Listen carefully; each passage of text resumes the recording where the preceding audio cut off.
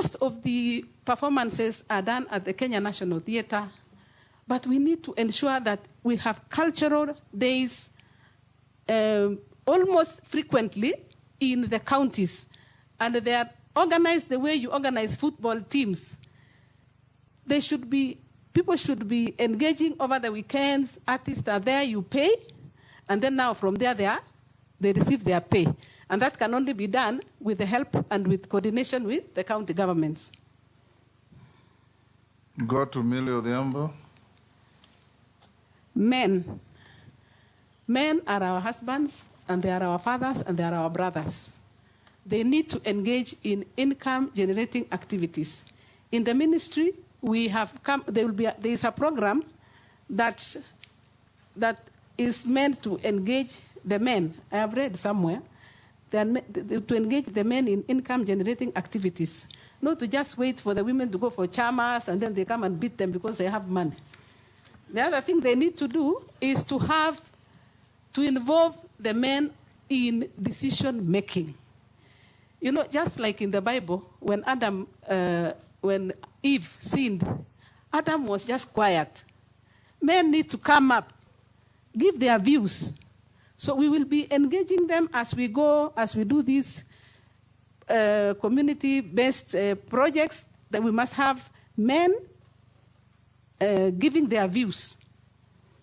They should also register in cooperative societies, and then they borrow money, develop themselves, and ensure that they teach the boys to work hard from a very early stage.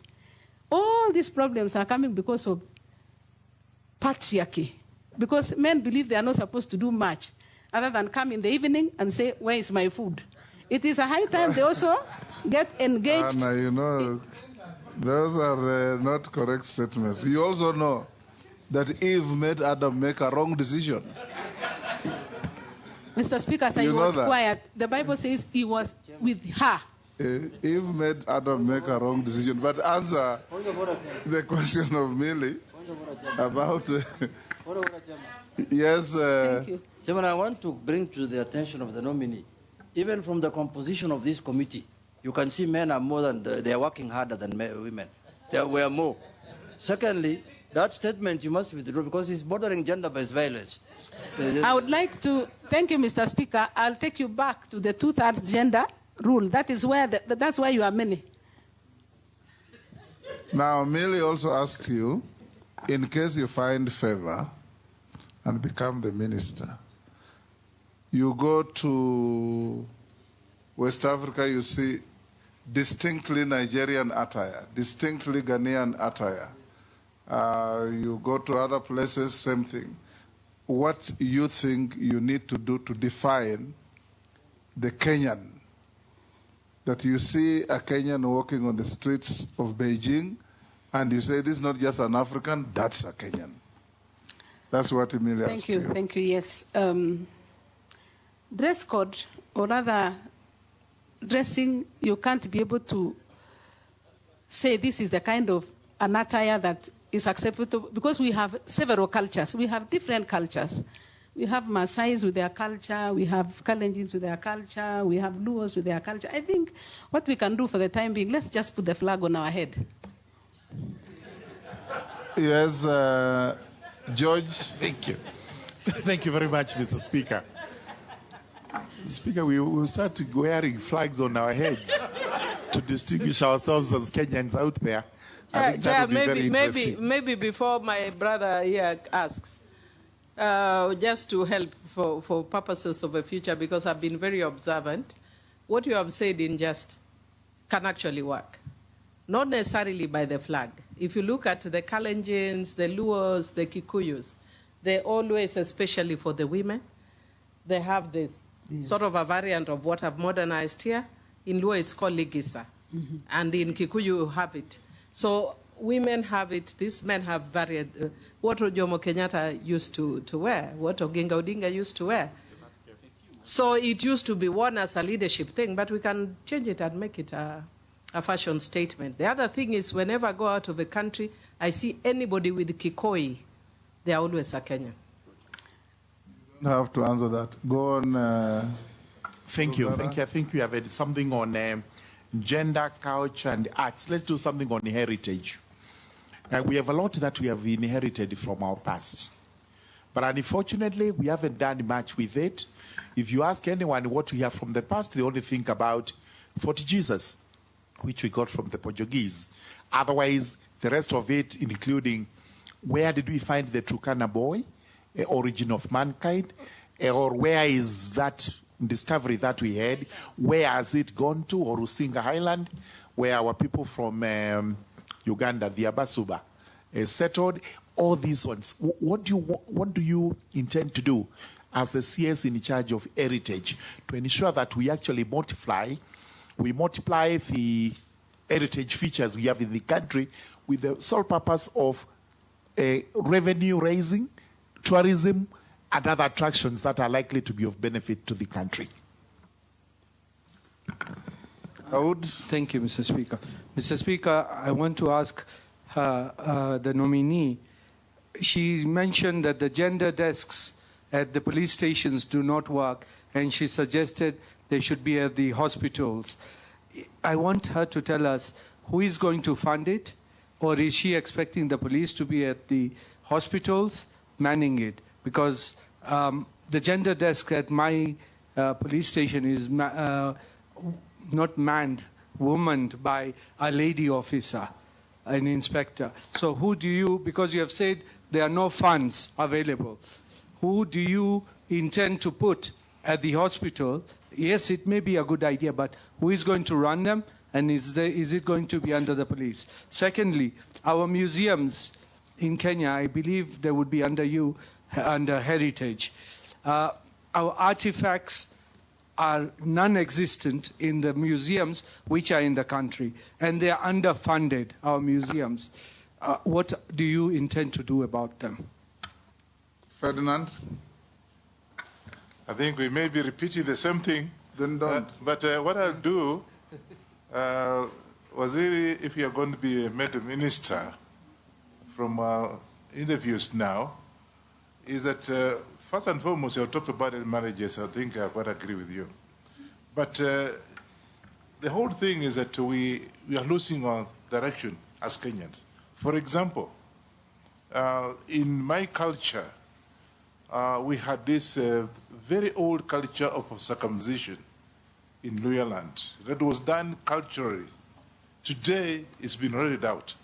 Now you take, instead you take that was actually even challenging.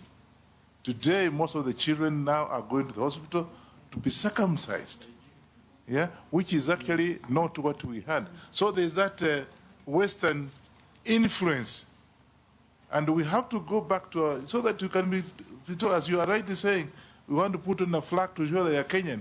But actually, you can also, when they come, when a foreigner comes to this country, he knows exactly that, oh, this is a Maasai, this is a Jaluo, this is a Luya, whatever it is. What are you doing? Because there's a lot of influence from the Western that actually eroding this culture, which to me should be revived.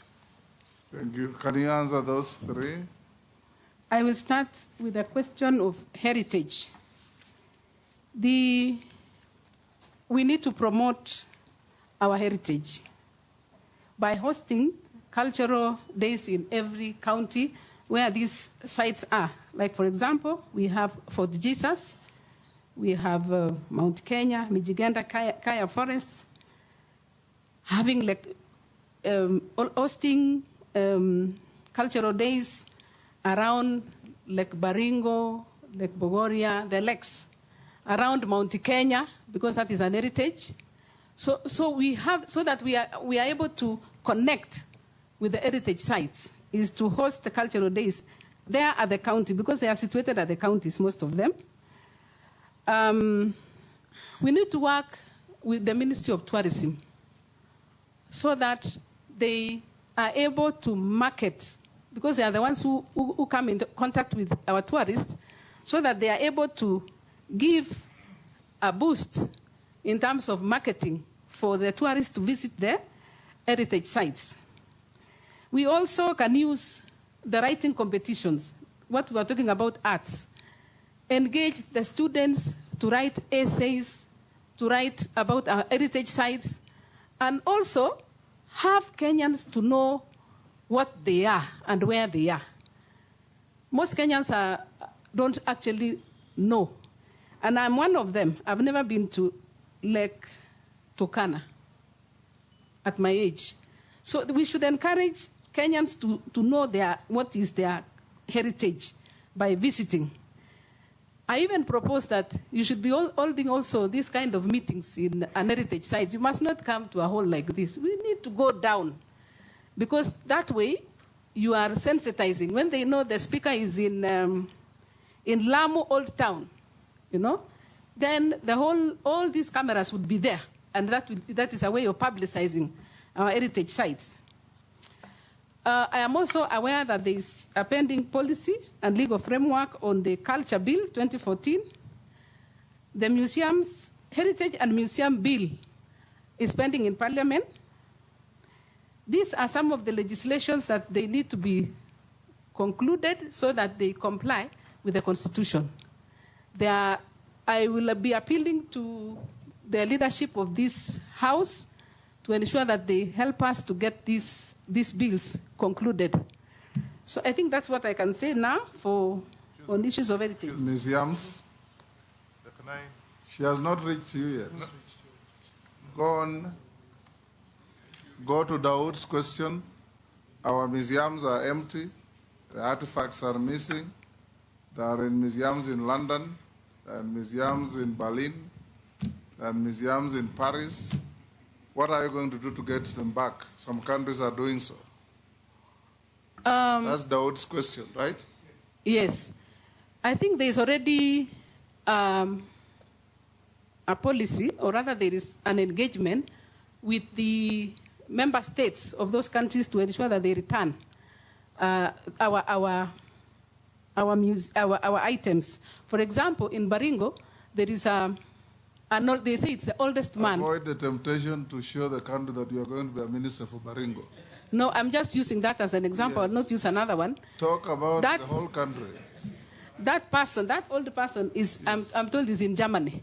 He needs to be brought back to Kenya museums. In fact, the other day, the schools were here, and I asked them, one of our primary schools, where did you go? They said, we went to the Museum of Kenya. What did you see? They said, we saw a lion. How can lions be there? They are not there. It is just those things and snakes. Yes. Actually, the things which are there are snakes. We are going to have an engagement as a department or as a ministry to visit the museum and come up with a solution. Because some of the things that they are saying is that they are understaffed. Again, they will go to the issue of there is no funding. Mostly they are talking about funding. So again, we'll have to see how we can get the funds, even if we engage with private, have a private partnership so that they can use it as the advertisement, but they finance bringing these issues which have been taken out of the country. Right. Go to my point of order. Yes. Yes, Ferdinand. Yeah, I think you came very well, but I want you to stress this fact that I think because the culture is almost disappearing, let's host a day through this parliament. I think you can request so they can be able to give you, so they can have a day which is actually a cultural day for Kenya, where people can, everybody can go wherever they come from to have that. I think that's what I want you to say. Mr. Speaker, she's not answered about the gender desks being in the hospital. Who is going to run them? Is it the Ministry of Gender or is it the police? And who is going to pay for it? Nominee? I think there's already a cultural day. It has only not been gazetted. Yeah. So we'll follow it up. Then the issue of the desks. Policemen and hospitals, they don't stay far from each other. Those are public utilities. Where there is an hospital, a police station is not. So we don't need to employ other people. Use the same people. Work with the Ministry of Interior to have that desk moved there instead of employing other people. We work with the ministries. We are one government. So if we want to deal with gender-based violence at the hospitals, it is just to ensure that we deal with all those things at once: the treatment, the reporting, and the psychosocial support. So it really doesn't have to be you train or you remove the policemen. In any event, even those policemen, as we speak, they don't stay. After some time, they are transferred, and there is no suitable replacement like the way they do for teachers. So there has to be an engagement on how to ensure that those desks are functional. Demase. Thank you, Chairman, not Chair. Nominee, allow me to take you back to gender-based violence. Most of the cases on gender-based violence remain unreported because of the challenges inherent in the reporting processes. We have even men being battered, women being battered, children defiled, raped. Name them, all of those are assault cases. So I'm wondering, what are you going to do as a ministry to ensure that most of these cases are reported, to encourage victims to report? Secondly, for those that are reported, as a country, we still have a challenge because we do not have structured systems where the victims can get support. And I mean psychosocial support, legal support, and medical support, where we have a kind of a one-stop center for the victim of gender-based violence. So what are you going to do as the minister, if approved, in that department with respect to addressing the challenges? There are safe spaces in some counties, but there are some counties even without such kind of a facility, where such victims can be held shortly as this support is sought. Thank you. For those that they have challenges to operationalize. There is no money, there's no budget. So what are you going to do in your ministry to ensure that there is sufficient budget, and how will you address those challenges? She said she'll negotiate with you. Negotiate with me? Yes, with Parliament. Yes, Mishi? Yeah, thank you, Honorable Chairman. Honorable Chairman, I have two questions to Hanna Cheptumo. And my first question is on the issue of the girls. What measures are you going to put in place to ensure young girls who have dropped out from school due to early marriages, early pregnancy, and FGM, that are given a second chance for studies? That is my first question.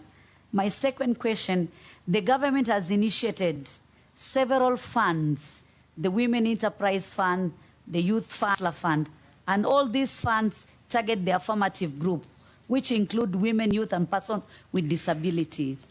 But when you look on the analysis, you still see that women are still low in terms of economic empowerment. What measures are you going to put in place to ensure that these funds reach the target audience and also they give positive results? Thank you, Honorable Chairman. Russell? Thank you very much, Honorable Speaker.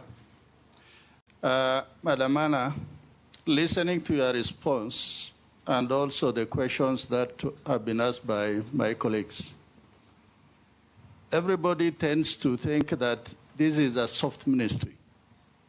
Actually, this is a very serious ministry. It is about our people, and it addresses the core of issues about the girl child, the boy child, our culture, heritage, arts, and all that. So my first question is, you talked about budget cuts, but tell us how you are going to make more money so that you develop your own A&A. Secondly, around the world, museums and cultural centers are actually the greatest sources of tourism destinations and centers of attraction. We would like to hear from you. What are some of the strategies and initiatives and innovative ideas you are likely to come up with so that more Kenyans actually, instead of traveling out, they can travel inwards to go to Ilret on the shores of Lake Turkana, to see the Turkana Museum, and all that. Thank you, Chairman. Nominee, you can answer those three from Emase. I will start with the one for, Mr. Speaker, I'll start with the one for the girls. We need to reintegrate them back to schools by supporting them to go and learn in the TVETs, because these are institutions that are available and they are cheap. So let them, if they don't want to go back to school, but at least engage. If you want to go back to primary, you can go back. Nobody denies that. Secondary, you can always go. But join these TVET institutions so that you gain a skill, so that you can support yourself after that. On the issue of Uwezo, we need to train the members. We need to train the women. Earlier on, I mentioned that I worked in the Ministry of Cooperative Development. And why they are now the biggest deposit-taking organization is because of training. We need to train, because people need to know that that money they are taking is a revolving fund. It needs to go back so that it can support another person. But also, be very stringent on audits. We need to strengthen the internal audit of these funds, so that before it is seen as a big item, as having losses, that we need to ensure that we audit periodically these funds. And that is one of the issues that I'm going to look into it, so that we don't have losses or misuse of the funds. The other question was about the issue that we have budget cuts. What can we do as a ministry to ensure, or as a department, to ensure that we have funds without depending on the budget? If you look at some of the semi-autonomous government agencies, they are called SAGAs in that ministry. We have one like Bomas of Kenya. Bomas of Kenya, once it will be complete, is going to bring a lot of income. And that in itself can be able to finance. It can finance itself, and part of it can also be used to develop another project. We also need to engage, for example, Kenya National Library. Kenya National Library has come up with e-books. And with those e-books, once you register, you pay, and then you can read those books. So that payment is actually going to support the work that is happening in that State Department without having to go to Treasury. So we are going to work with the same institutions that we have and ensure that they become income generating, self-financing. You look at the ones that can easily, they are the ones which can, like now the museums. If you really develop those museums and you work with the Ministry of Tourism to ensure that tourists come and they go to those sites, definitely we will have income being generated by those institutions. So we wouldn't have to depend on exchequer. What was the other question? The other question was from Mary Masse on a robust support program for GBV victims. Gender-based violence is, I said earlier, it is one of those functions or one of those vices that has to be eradicated completely. That one we have to negotiate for funds to ensure that we actualize the reporting system. We should have a reporting system that is very, very clear, so that once you have that violence. That point is made. She's asking, reporting will be there. It's a given at the police or any other government agency. How do you compensate the victims? That's what she asked. Is that so, Mary? I don't think so. You forgot what you asked? Speaker, I asked two questions. One, how she's going to encourage victims to report. Because the reasons why they are not reporting are known. One of it is cultural. One of it, you've just had no gender desk, whatever, or the gender desk is not friendly. You know, things like that. She has talked about that since she started. Okay, so, fine. Yes, the second one was on the support system for the victims. That's what I'm saying. Yes. On how to report, you have said that over and over. Now deal with assisting the victims through compensation and other things. What is your view if you are given an opportunity to be the minister? My view is to have these victims be integrated back to the society by way of involving them in income-generating activities. That's, I think I'd even said earlier. Okay. Matungulu. Thank you, Chair, and Chairman, Honorable Speaker. To the nominee, you have kept on telling us you'll negotiate. And I keep wondering, who are you going to negotiate with? Is it World Bank? Is it IMF? Is it negotiating to create more taxes? Who are you going to negotiate with? And let me disclose this, Speaker. She'll find us at the Committee of Sports, Culture and Heritage, whereby we'll be oversighting her. The bottom line is that it's true, the ministry itself has serious budget deficits. But there are serious interventions which I would wish to hear from you, whereby you can generate more money to that ministry. But who are you going to negotiate with? Gikaria, you came in late, introduce yourself, then ask no question. I can see you don't want to ask any. Gikaria David. Thank you. You can answer that from Honorable Mule. Who are you going to negotiate with? And where are you going to get money outside the budget lines? Thank you, Mr. Speaker, sir. We will negotiate with Parliament. Parliament are the ones who approve those budgets. So we will be submitting our budgets and we'll call on you not to cut our budgets. The man with the dagger is sitting there. I also think we can engage the private sector. These banks, they are willing to advertise their goods. So you engage them to sponsor some of the activities. And self-generating activities, I said it earlier that we have institutions within that ministry that can generate income. I mentioned the Bomas of Kenya, I mentioned the Kenya National Library, even the culture in itself.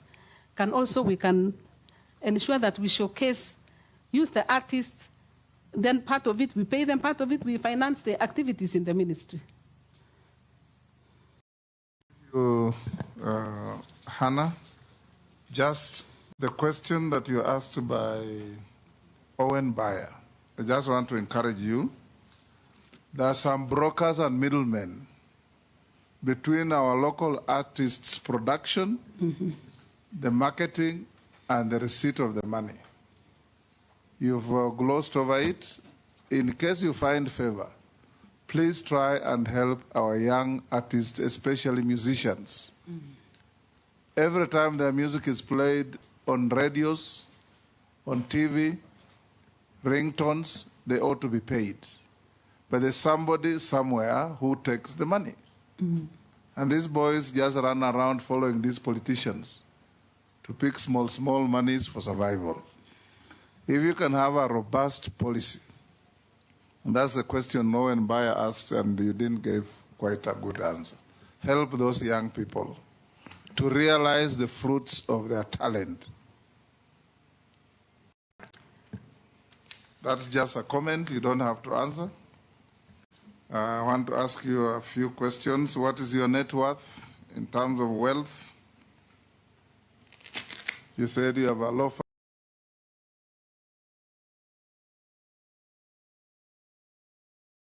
that makes profit. It does.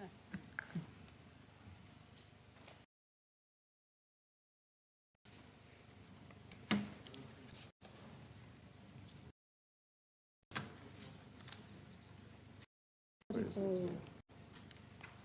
This is true, I don't have money. The money I have belongs to my husband. Yeah. Now you are... And I have not done... We presume you to be the sole administrator of the estate. Succession. And by the way, Mr. Speaker, the part of what was supposed to be due to him has already been stolen. Pardon? Part of what is due to him has already been stolen in the cooperative. During the day we were having the burial. Yes. When we were having the church service. Yes. I was told that 250,000 was borrowed by him. When he was lying in state? Yes. So I was told, who is the older, who is having his phone? I said, I'm the one. So you are a beneficiary of corrupt dealings. I said, why? They said it is because he has borrowed 250,000 and it has already been spent. So it is less that. I will do the deductions. Yes. Minus the 2 cows. Before we get there, sorry, Hanna, members of the public have sent in a few questions. Some you have answered, but it's good to be fair to them. What will be your input in ensuring gender mainstreaming in Kenya, particularly in the public service? You have answered that. What measures will you put in place to ensure that gender-based violence against men is brought to an end? You have talked about that. Are you aware of the strategic development goals and Kenya's vision? And if yes, and if approved for appointment, how do you plan to align gender equality efforts with the goals of Kenya's Vision 2030? That you can answer. Are you able to answer that? I will. Okay. The next one is, what is your strategy to protect and promote Kenya's intangible cultural heritage, including indigenous languages, traditions, and customs? The next one is, the creative economy remains underfunded. How will you ensure support of artists and creatives, especially in film, music, and visual arts? I think we have talked about that in extenso. Kenya has many neglected cultural sites and monuments. What investment or restoration initiatives does your ministry plan to undertake? That you can touch on. What mechanisms will you put in place to enhance the inclusion of PWDs, the elderly, and other vulnerable groups in policy formulation? That is public participation. Given that culture is a devolved function under Schedule 4 of the Constitution, how will you collaborate with the county governments? That you have talked about extensively. What measures will she take to ensure that gender desks at police stations are adequately staffed with officers who possess the necessary qualifications and skills in handling GBV and offering counseling support to survivors of all genders? That you have answered. So answer the other two. On strategic development goals and Kenya's vision.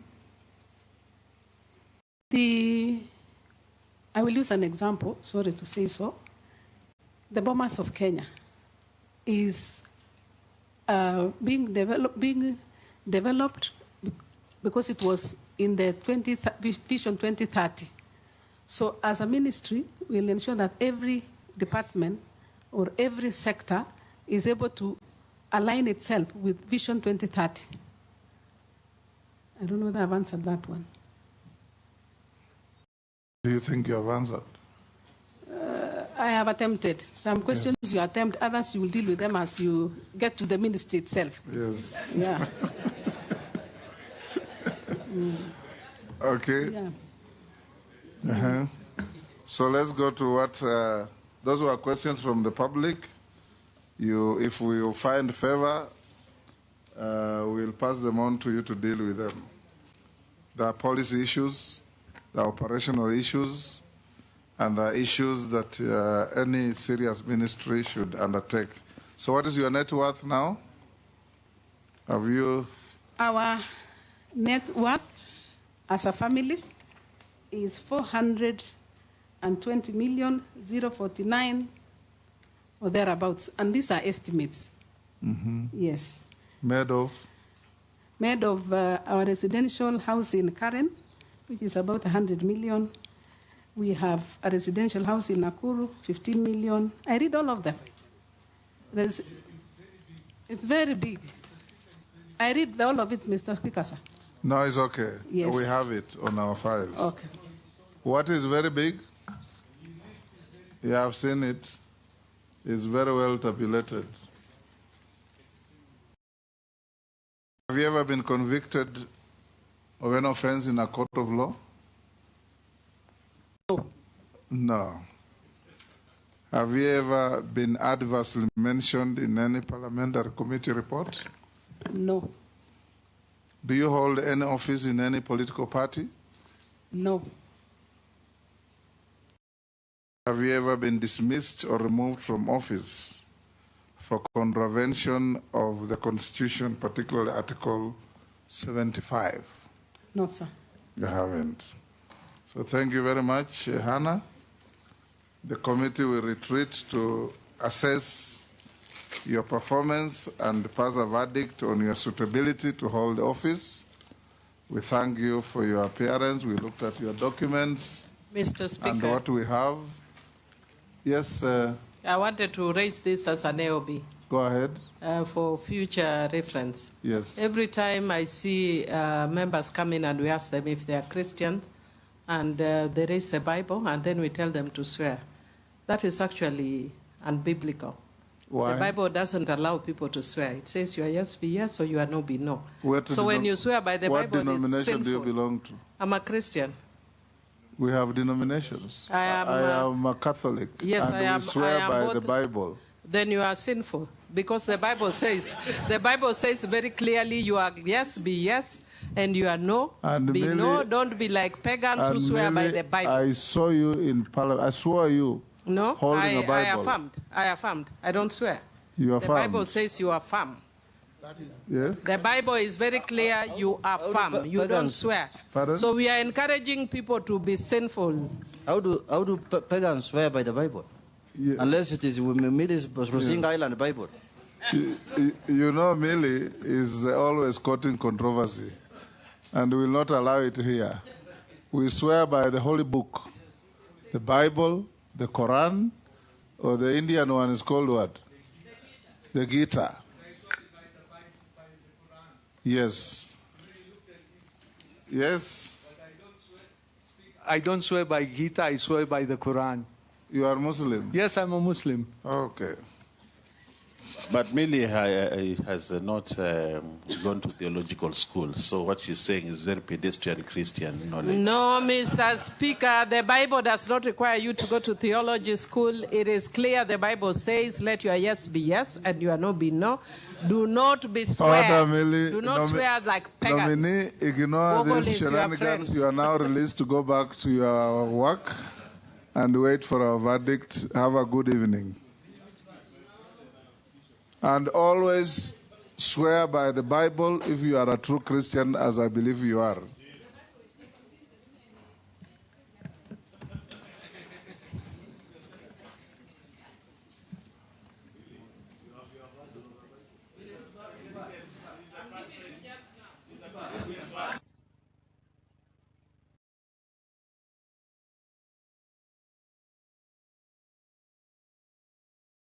Follower of Mackenzie.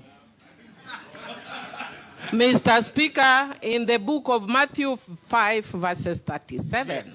Hallelujah, brothers, it says, but let your yes be yes, and your no be no. For whatever is more than this is from the evil one. But it doesn't say don't swear by the We Bible. are followers of Jesus. Yes. So we swear by his book. Yes. That was, Mary, that verse. And that verse doesn't say you can't swear by the Bible. That verse is when you're married.